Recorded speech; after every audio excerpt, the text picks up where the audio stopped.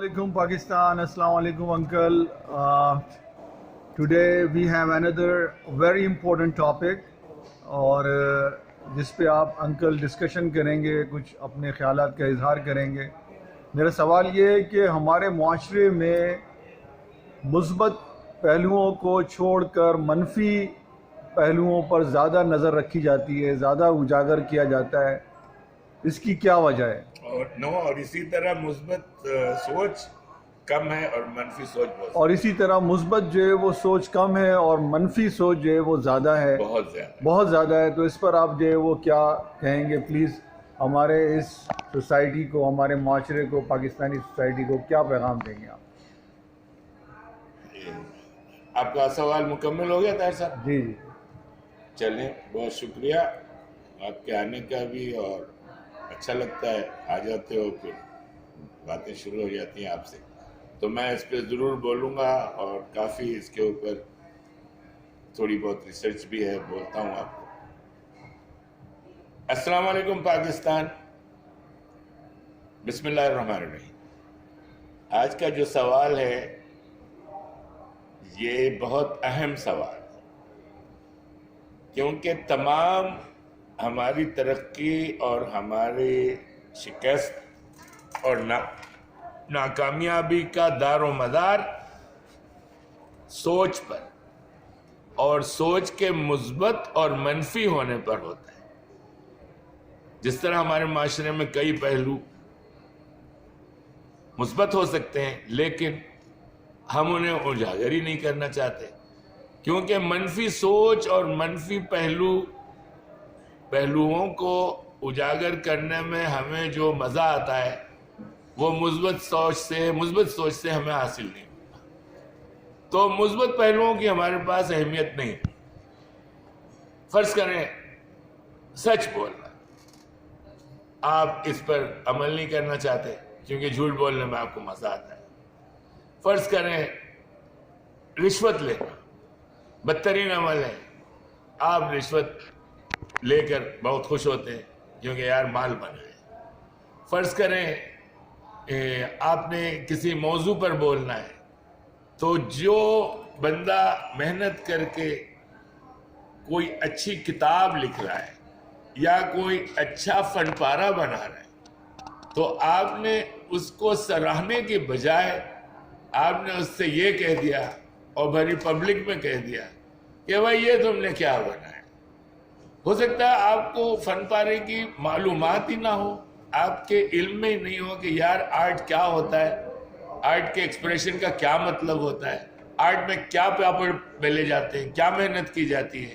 آپ نے آئے ایگزیبیشن میں اور آئے وائے شائے الٹی سیدھی بات کی, آپ نے لوگوں کے جذبات کو مجروح کیا اور یہ کہہ کے نکل گئے. اس سے آپ کو کوئی فائدہ ہوا؟ نہیں, آپ کو فائدہ کچھ نہیں ہوا, آپ نے دوسرے کو نقصان پہنچایا.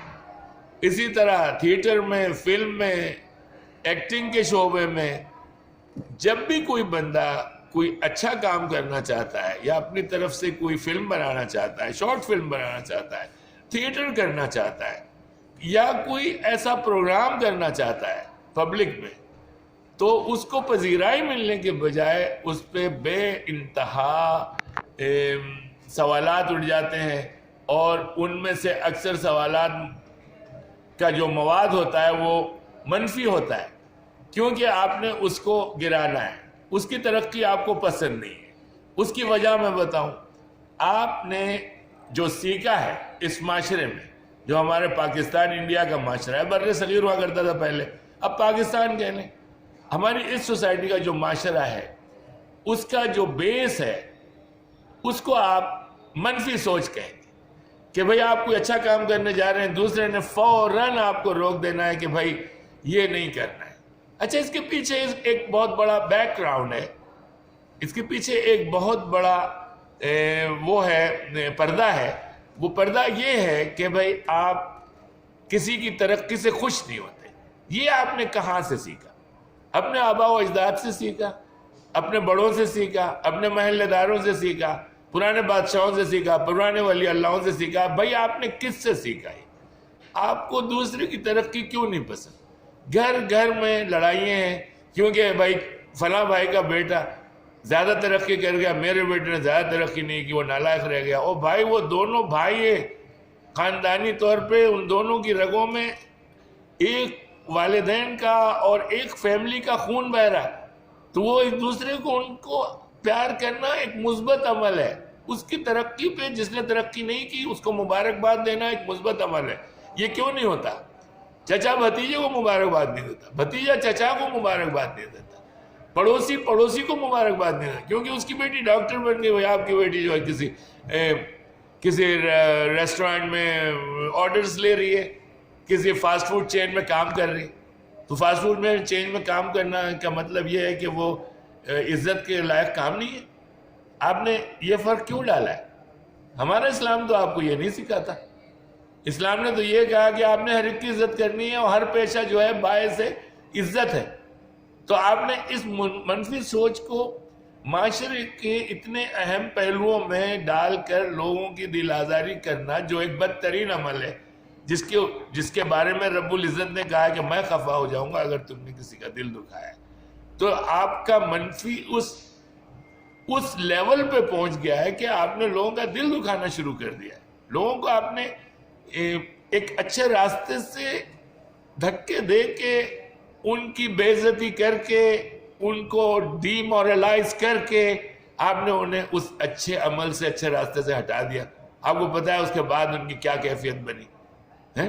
کوئی ڈپریس ہو گیا، کوئی خودکشی کے لیے تیار ہو گیا.